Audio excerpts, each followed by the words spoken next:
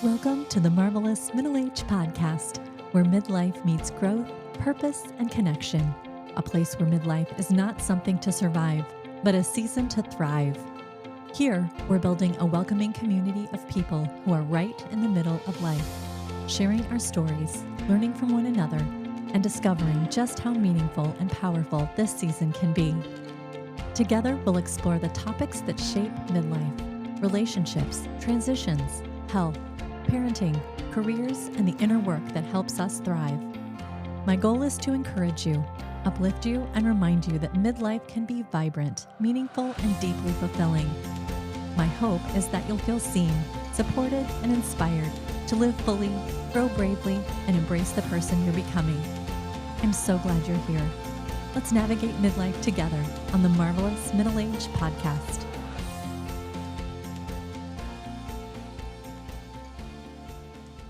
Welcome back to the Marvelous Middle Age Podcast. I'm your host, Nicole, and this week we're continuing our Enneagram and Relationships series, where we're exploring how each Enneagram type shows up in personal and professional relationships, and how understanding one another better can lead to deeper connection, healthier communication, and more grace for ourselves and others. I'm a certified Enneagram coach and had the honor to learn and study with Beth McCord, founder of Your Enneagram Coach. In this week's episode, we're continuing by focusing on the Enneagram 2, the helper or giver, and specifically how 2s show up in relationships, what they need, and how we can better love and communicate with them. If you're joining me for this episode, chances are you either are an Enneagram 2, love an Enneagram 2, work with one, lead one, or maybe all of the above. The Enneagram is about compassion, understanding, and creating healthier connections, especially in this midlife season where relationships matter deeply and energy is more precious than ever. My hope is that it brings clarity, compassion, and some very practical ways to strengthen your relationships. As a type 2 myself, this episode feels especially close to my heart. But if you're new to the Enneagram or you want to learn more, check out Season 7, Episode 1, where I give a more in-depth overview of the Enneagram. If you want to determine your Enneagram type, there is a link in the show notes for a free assessment you can take, which will help you determine your type. Enneagram 2s are often described as warm, generous, intuitive, and deeply relational. 2s have an incredible ability to sense what others need, sometimes before those people even know it themselves. They lead with their hearts, value connection, and often find meaning through being helpful, supportive, and present for others. At their best, 2s are loving, encouraging, empathetic, loyal, and deeply attuned to emotional undercurrents. But like every Enneagram type, 2s also have growth edges, especially in relationships. Because 2s are so externally focused, they can lose touch with their own needs, desires, and limits. Over time, that can quietly create resentment, exhaustion, or emotional distance. At their core, type 2s are motivated by a deep desire to be loved, needed, and appreciated. In relationships, 2s tend to show love through action, through helping, encouraging, supporting, anticipating needs, and being emotionally present. 2s often believe consciously or unconsciously, if I'm loving, helpful, and supportive enough, I'll be worthy of love in return. And while that generosity is beautiful, it can also come with some hidden costs, especially when needs go unspoken or unmet. Every Enneagram type has a core longing, fear, and a core desire. So a type 2's deepest longing is that they are wanted and loved. At their core, type 2s fear being rejected, unwanted, being thought of as worthless or needy. And their deepest desire is to feel loved, wanted, and appreciated, not because of what they do, but because of who they are. This fear-desire combo often leads 2s to overextend themselves emotionally, physically, or relationally, hoping connection will follow. And here's what's important to remember. Most 2s aren't keeping score intentionally, but their hearts do notice when love feels one-sided. If you look at a diagram of the Enneagram, it's a circle, and each type has another type on either side. Every Enneagram type is influenced by neighboring numbers known as wings. You can think of wings like seasonings, right? So if you think of your Enneagram type as a steak, The wings are the seasonings. They're the salt. They're the pepper. They flavor your type, if you will. For a 2, those are type 1 and type 3. A type 2 with a 1 wing tends to be more principled, thoughtful, and service-oriented. They often express care through responsibility, doing what's right, and showing up consistently for others. A 2 with a 3 wing is often more energetic, achievement-focused, and outwardly confident. These 2s may channel their desire to help into productivity, leadership, and being seen as capable and successful. When 2s experience stress, they move towards the low set of a type 8, becoming more controlling, reactive, or forceful. They may feel unappreciated and respond by pushing harder, taking over, or trying to secure connection through intensity rather than vulnerability. When 2s are growing, they move towards the high side of a type 4, becoming more emotionally honest, self-aware, and attuned to their own inner world. They begin to recognize and honor their own feelings, needs, and longings instead of bypassing them in service of others. Every Enneagram type moves toward a different number in stress and a different number in growth. So again, when you look at the diagram of an Enneagram, it's a circle, and every number has an arrow that points towards it and away from it. So again, a 2 in stress moves towards the low side of a type 8. In growth, it moves towards the high side of a type 4. A growing 2 learns that their worth is not dependent on being needed. They discover that love doesn't have to be earned through giving. It can be received simply by being. Caring for themselves often becomes not selfish, but sacred. For 2s, growth often looks like learning to pause before automatically helping. Asking, what do I need right now? Practicing direct communication, allowing others to show up for them, and trusting that love doesn't have to be earned. A powerful reframe for 2s is, I am worthy of love simply because I exist, not because of what I give. When 2s operate from this place, their generosity becomes freer, healthier, and far more sustainable. If you've been listening to this season and finding yourself thinking, that sounds like me, or that explains someone I love, I want you to know you're not alone. The Enneagram is such a powerful tool for understanding ourselves and the people around us, not so that we can label or fix one another, but so we can meet ourselves and others with more compassion, patience, and grace. As a certified Enneagram coach, I work with individuals and teams who want to grow in self-awareness, strengthen their relationships, and navigate this season of life with more clarity and confidence. Whether you're exploring your own type, working through a transition, or part of a team wanting to communicate and collaborate more effectively, Enneagram coaching creates space to slow down, reflect, and grow together. If you feel a gentle nudge to go deeper, I'd love to connect with you. You can reach out to me on Instagram at Nicole Stute or email me at themarvelousmiddleagepodcast@gmail.com. There's no pressure, just a conversation. Because understanding ourselves changes the way we show up in the world, and that matters. And with that in mind, let's jump back into this week's episode.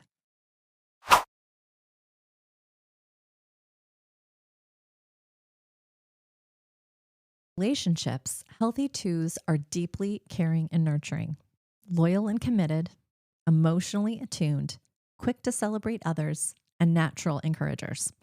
They often become the emotional glue in families, friendships, workplaces, and communities.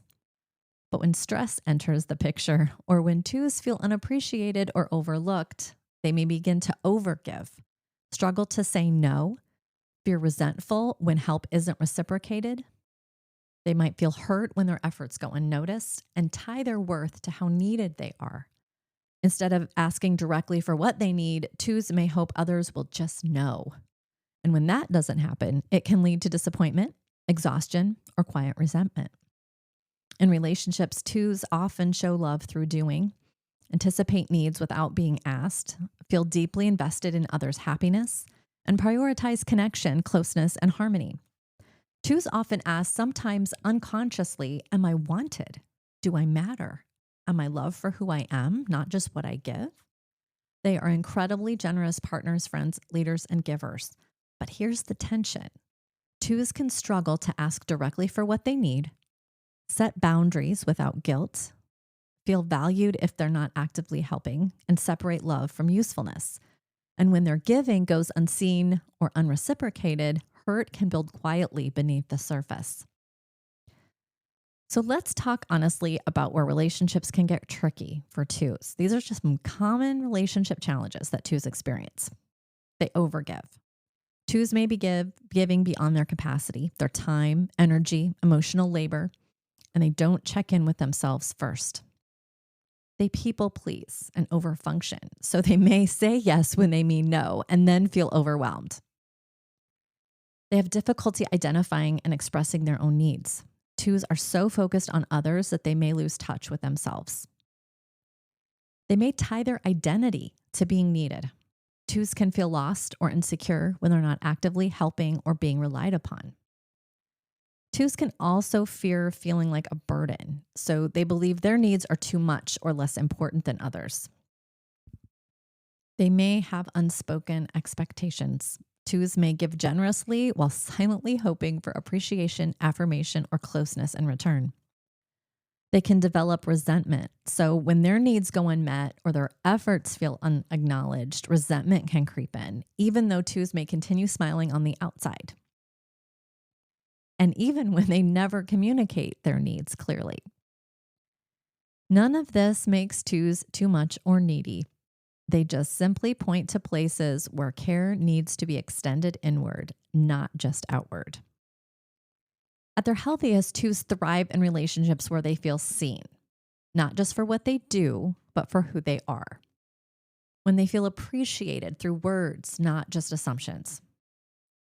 When they feel invited to receive without guilt or obligation.